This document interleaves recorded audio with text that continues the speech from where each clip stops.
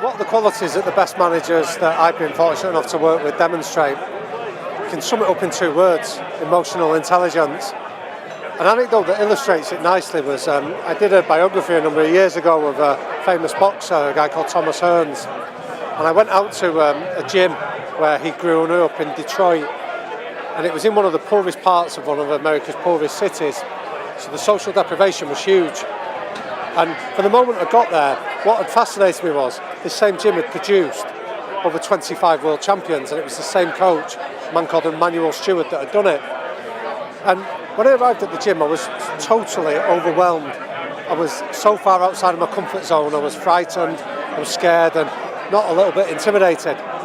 And when I met Emmanuel Stewart, he completely put me at my ease. He said to me, "How do you feel when I came into my world this morning?" And I told him, I said, I was honoured, I was thrilled to be there, it was a real privilege. And he stopped me in my tracks and he said, "That's very nice, now tell me the truth." And it disarmed me completely, and I told him, I said, "To be honest, I feel a little bit intimidated and overwhelmed being here." And he said, "That's great, now we can work together." And he said that was almost the art of what he was doing.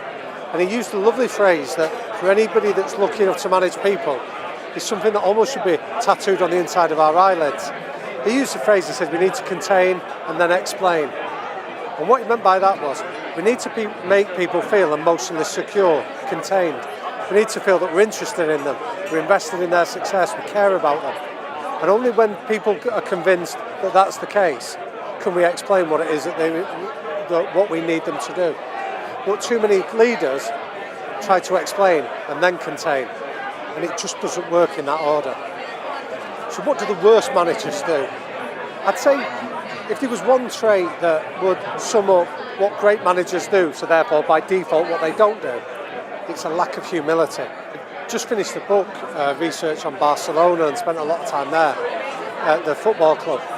And they have a lovely phrase that said, "Talent will get you in the room, but your behaviour will keep you there."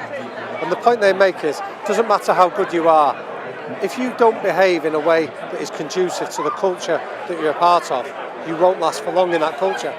And the first behaviour that they insist that all these great footballers and coaches demonstrate is humility. Because they say, you might be good, but you can't get any better if you don't have the humility to listen and learn from other people.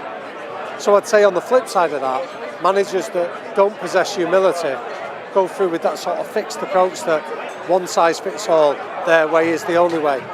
And that can often be destructive to any manager, and especially to the teams that they lead.